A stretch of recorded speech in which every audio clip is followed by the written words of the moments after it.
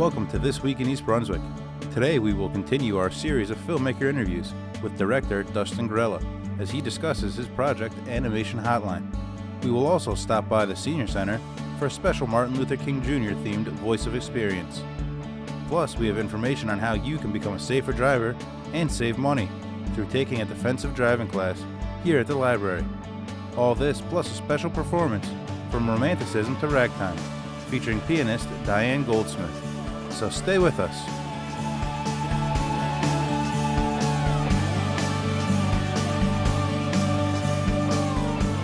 Hello everyone, it's Al Nygren from the New Jersey Film Festival, back with our fourth interview for the New Jersey Film Festival Spring 2013 season. We have a wonderful filmmaker here today who'll be talking about his wonderful animation films. But before I do that, I want to remind you that the New Jersey Film Festival is going to be running from January 25th through March 2nd on Thursday, Friday, Saturday, and Sunday evenings. Select ones, not every evening. There's going to be free food courtesy of Jimmy John's at all of the first New Jersey Film Festival competition screenings. Check our website to know exactly which ones are going to be doing that. And if you want to go to the website, it's www.njfilmfest.com. Today's guest is Dustin Grella, who's an animation artist extraordinaire. He has submitted 3 films to the New Jersey Film Festival over the years. His first film, Glimpse, was Grand Prize winner in the animation category. His second film, Prayers for Peace, also won Grand Prize. And he's back with a third film called Animation Hotline, and he's here to tell us a little bit about it. Welcome. Hi.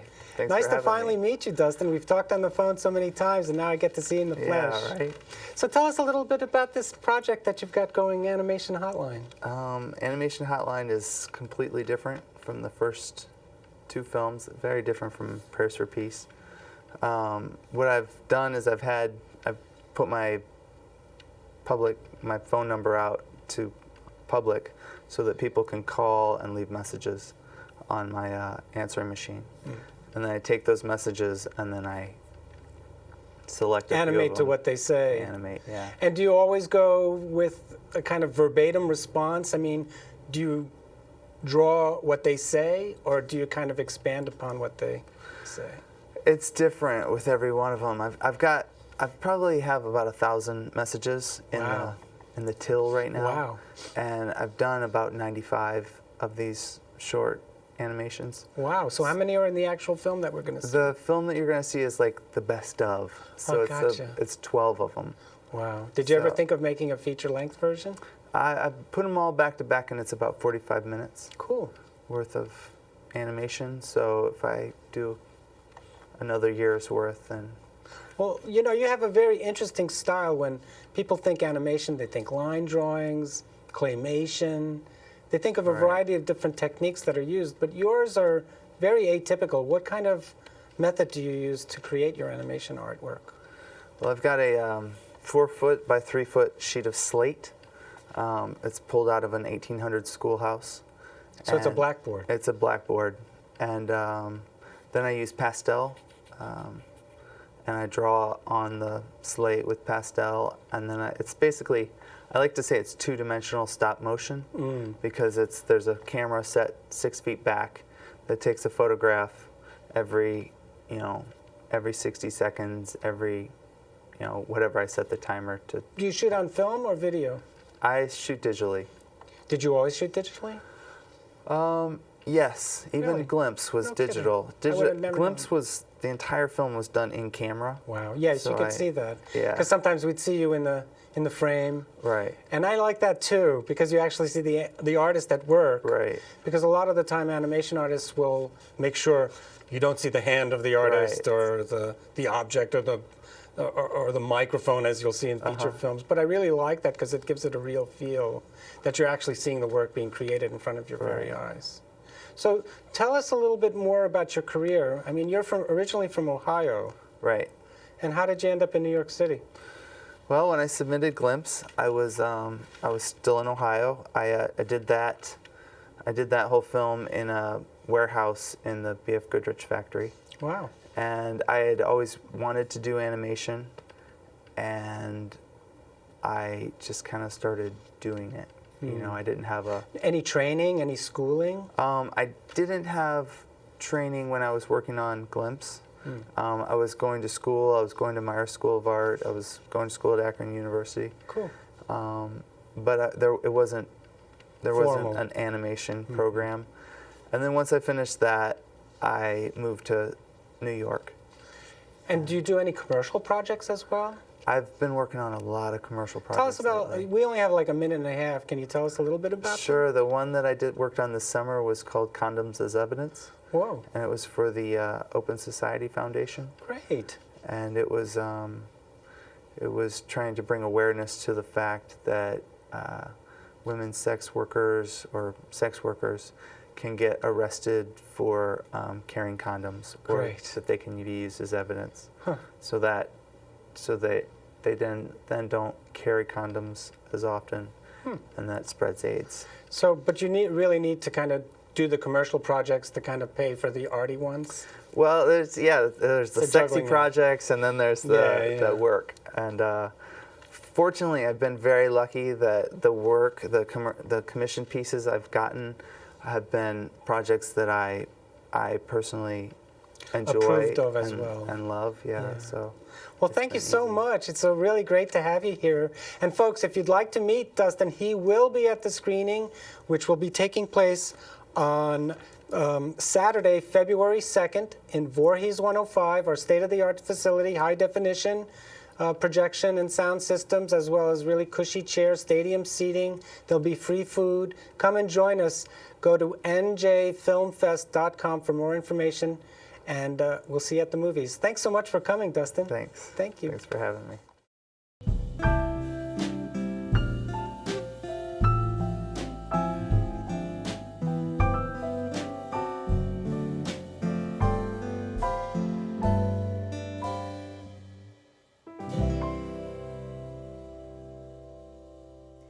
Hi, I'm Sharon Reilly-Marosy, Assistant Director for the East Brunswick Department on Aging, and this is the Voice of Experience. Today I'm at the Senior Center with May Caldwell. May is a member of the Senior Center's Executive Board as well as the Commission on Aging here in town, and she is here today to be a guest speaker for our Memory Matters class. May, tell us about what's happening in Memory Matters today. Today we're having a program on the life of Martin Luther King. His birthday was the 15th. It will be celebrated on the 21st this year. And we'll be talking about the civil rights movement and having excerpts of his speeches and a discussion about our memories of Dr. King. Now, I understand we are also in a very important year in our nation's history. Can you tell us about that? It is the 150th year of the signing of the Emancipation Proclamation in 1863 by Abraham Lincoln. And we'll be celebrating, this is our launch event, and we'll be celebrating the Emancipation Proclamation all year here at the Senior Center. And we have another special program coming up the end of the month. Can you tell us about that? On the 28th of January at the Town Council, the mayor will give a proclamation in honor of the Emancipation Proclamation at 8 o'clock, and we hope that everybody will be there for that occasion. My name is Paul. Dr. Martin Luther King Jr. Was a leader who was able to make the tremendous social change in this country. And I never read over the history. Very few leader, perhaps Abraham Lincoln, could be comparable to Dr. King. And he not only made the social change in this country, also inspired the whole generation of young people to make the world try to make the world a better place to live. And I remember him most vividly was his "I Have a Dream" speech. Yeah. Martin Luther King has always been special to me. I followed everything on him, his speeches, and the thing that I like is not only was he for the blacks, the white people joined in, because the way They treated the blacks down south was horrible, and I wasn't used to that up here. And I had such respect for him and for all the people that joined him. And I recall his speech when he talked about the Civil War, because, the Vietnam War, I'm sorry. And when he was very concerned that was really depleting the country of all of its, a lot of its resources and a lot of its ability to deal with the problems of the country. And one of the things he said in his speech, because it wasn't really covered very well, and he was talking about the Vietnam War, and he said, one of the things that I recall, he said, there comes a time when silence is betrayal. And he was referring to the fact that the news media was not giving the full story of what was going on around the world and in the country especially. My father used to on the radio, and I was fascinated with him. And my sister had a baby that year. So my nephew's name is Martin, and we call him the Dreamer Boy. I still remember that. I think Martin Luther King was an incredible leader. He stood up for what he believed in and was an example for the rest of us to do the same. If you would like more information about programs and services available through the East Brunswick Department on Aging, then please call us at 732-390-6896. And please remember, the East Brunswick Department on Aging is here to help you and yours age successfully. Hi, I'm Willette Seibel, and I'm here today with retired Lieutenant Thomas Chardoff, and we're here to talk about the top 10 reasons you should take a defensive driving class. Tom? Probably one of the main reasons that people should take a defensive driving class is driver's ed really didn't teach you how to drive.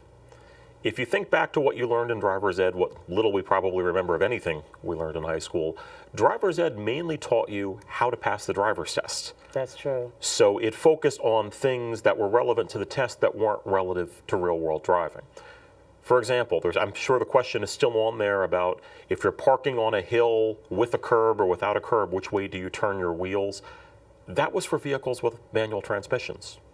They don't exist anymore. They're very rare, but that question is still there. Now, I've been driving close to 30 years. I've never had to use that, so obviously it wasn't that important. We also focus on the penalties for drunk driving. In driver's ed, we spend a lot of time talking about drinking and driving and all the terrible things that are going to happen to you, the laws and the penalties, and that's good to make people aware of it. But as far as the real world, what we focus on in the class is, well, what leads up to someone drinking and driving? Very few people who get arrested for drinking and driving decided at the start of the day that they were going to do that. They didn't say, I'm going to go to the bar, get drunk, and drive home. Right. They find themselves in those situations. So we talk about ways to prevent it from happening in the first place, things you can do so that you don't find yourself in that situation. So the class is more focused on things we're going to do on a daily basis rather than abstract theory or things that trivial facts you need to know to pass the test. We focus more on driving in the real world. So that's reason number one. What's reason number two? Okay. The second and probably most important, and what could have been number one, is it can save your life. Now, most of us don't think about the dangers of driving. Driving is the most dangerous thing we do on a daily basis. In fact, each year, the past few years have actually been pretty good. We've only lost about 30 to 35,000 people a year on our roadways, and that's a good year. Average, since they started keeping statistics in the middle 50s, it's been between like 40 to 50,000 people a year being killed on our roads. It's the most dangerous thing we do on a daily basis. For people under the age of 25, it's the number one killer for people in this age group. And for all people, it comes in third. It's only behind heart disease and cancer as a killer of Americans. So if you think of the population of East Brunswick, we basically have the population of East Brunswick wiped out every year nationwide due to traffic collisions. The statistic I stress in the class is, in the last 25 years, more people have died in traffic collisions than in every war the United States has ever fought in combined. Wow. But it's not something we think about on a daily basis. And if you've been driving for a number of years, once you hit your 30s or 40s, we all know someone who was killed or seriously injured in a traffic collision. It touches all of us in one way or another. So we talk about ways to help hopefully prevent us from becoming that next statistic. Okay. Let's move on to number 3. Okay. Number 3 is, not to insult anyone, but your skills are outdated when it comes to driving. We get our licenses at 17, and we don't have to go through any refresher training ever. So you could drive theoretically for the next 60, 70, or 80 years with what you learned at 17. And if you think about it again, how much attention did we pay in driver's ed? Just enough to pass the test. Yes. And the problem also was it was theoretical. In fact, we even recommend that new drivers not take the class. I've had many parents say, my son or daughter just got their license, can they come take your class? And I said, they can, but I prefer that students have about 6 months of experience before they come to the class. Otherwise, it's driver's ed again, it's theory. We want to be able to talk about real world situations, and until the people have been in those, it's much harder for them to relate to it. So I think they get more out of it once they get the experience. But when you think about your experience, again, you're not required to update it. Things have changed. I think the analogy I make is think about a doctor who got his medical degree in 1985. Right. Was tops of his class, knew absolutely everything there was to know about medicine in 1985, but hasn't been to a single piece of refresher training since. Well, that wouldn't be so good because medicine and procedures have changed. You wouldn't want to go to this person. No. We want the person taking care of us to be top of their game. I want them reading the latest medical journals. I want them knowing the latest medications. Yet, I got my driver's license in 1985, and like the rest of us, haven't had to go any training. Now, when you think about it, there were no anti-lock brakes back then. There were no airbags. And where people say, what's the problem with airbags? Up until a few years ago, we were having a number of children killed by passenger side airbags. And there was a whole push to have the airbags inflate slower and detect whether or not there was a passenger. Yet it was really an error in education that we now say kids under 12 go in the back seat. Right. Yet if you haven't attended a class or haven't kept up with these things, that's not something the average person would know. So the purpose of the class is not to teach you how to drive again, but to kind of fill in some of those gaps with the technology and the other things that have changed to make sure that your skills are up to date. Okay. So I guess we're up to what, number 4 or 5? Yes. I'm losing count. Number 4. And Number 4. Much like our skills being outdated, our knowledge of the law can be outdated. Every year, different laws are passed regarding traffic regulations and driving.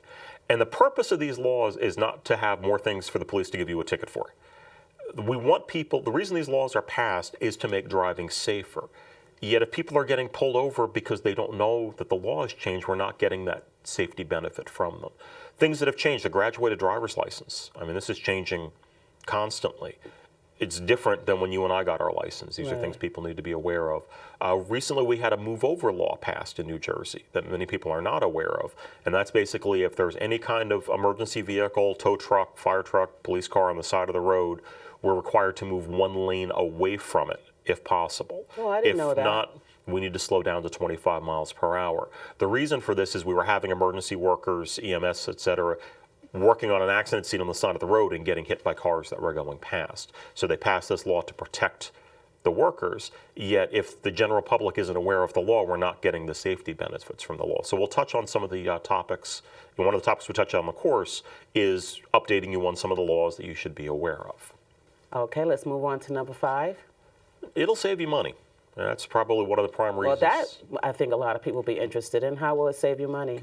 There's a law in New Jersey that says that if you take a defensive driving class, you're entitled to a 5% discount on the base rate of your car insurance for the next 3 years. Now, the way the law is worded is a little vague, so we take the most conservative approach, which is you have to have less than 4 motor vehicle points from tickets on your license at the time you take the class. However, we tell everyone apply for the point reduction, because I have never had anyone turn down for the reduction. And for the most part, the average person will have the class pay for itself by the 2nd year. So every insurance company is required to give you the 5% discount? Every insurance company in New Jersey is required to give you the discount if you take the course. Great. Okay, we're moving on to number 6. Yes. It'll help clean up your driving record. People who take the class are eligible for a 2-point reduction on their driving record. So in other words, 1 speeding ticket, 1 stop sign, red light, etc. The points for that ticket will be removed, and you can take the class once every 5 years to do that. So even if you don't qualify for the insurance discount, and again, I've always had everyone qualify for it, If you have points on your license, 2 of those points will come off. And where this can benefit you also is, in today's tight job market, being able to have a cleaner driving record may help you, either get a job or help keep a job as a result. Yeah, especially if your job involves driving. Yes, so getting those points off, and that's in addition to your annual point reduction you get for going a year without any tickets. So this can be on top of that. 7? Okay, number 7, it's fun. Despite what most people think, they think it's going to be driver's ed again. It's going to be boring. We're going to see some movies from the 70s that are outdated. We actually have some of those that we show during the lunch break, more from a humorous part. But the course is actually very interactive. You have breaks, so you're not going to sit there the whole time. And it's designed to have the students share their experiences. I learn from the participants also. So, you're going to be able to talk about your experiences, share stories. And again, the topic itself is very interesting. And speaking of the videos, the one that I often show during the lunch break that I have to say is not officially part of the class, but something I add to it, I have German crash test films. So if you want to see what happens in a crash inside the car, I have these films from Germany where they use convicts. They allow them to wear their seatbelt, but you'll see what happens in a crash with the belt on. So you see some pretty horrific crashes that the people walk away from. So it really helps drive home, this is what a seatbelt will do for you. Yeah, you should definitely wear your seatbelts. Yeah. Number 8. Number 8, we have cookies.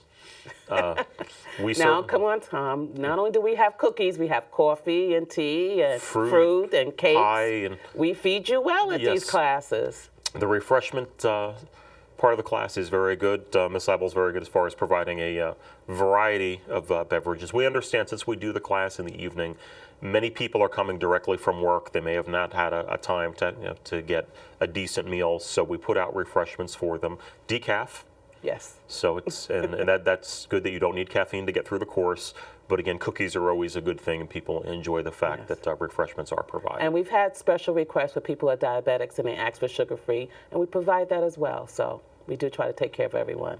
Number 9. Number 10 is it helps the library. As I can probably tell you, we're the number 2 income generator after the library book sale. And unfortunately, in tight times, funding for a lot of programs has been cut. So the class itself is a fundraiser for the library, does generate a fair amount of funds, and helps support other programs and activities that the library conducts. And last but not least, number 10. Did I mention we have cookies? Yes, you did. Okay. But that's a good thing. Very good. Okay, well, thank you so much for coming and talking about the top 10 reasons why we should take a defensive driving class. Tom, if people have more questions, how can they contact you?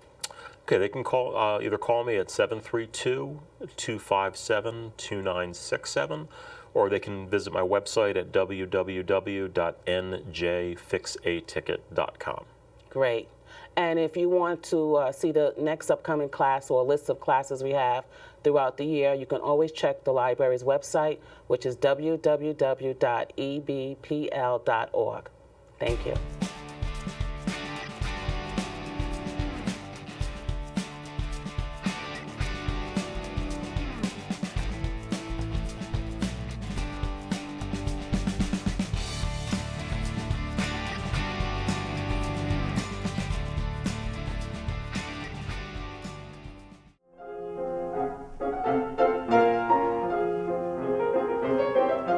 The East Brunswick Department of Recreation and Parks, along with the East Brunswick Arts Commission, recently sponsored From Romanticism to Ragtime, a piano recital featuring Diane Goldsmith.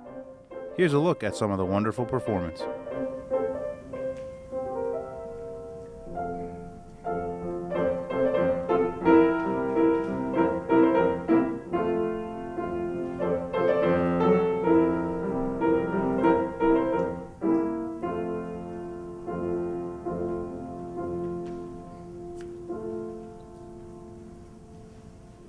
This program From Romanticism to Ragtime, and I guess you all know ragtime when you hear it, but Romanticism, maybe not. The Romantic movement refers to the time in European music from the late 18th to the early 20th centuries when composers emphasized personal expressiveness over form. So it was more important to convey feelings and imagination than write an entire work, say, in a perfect fugue or sonata form.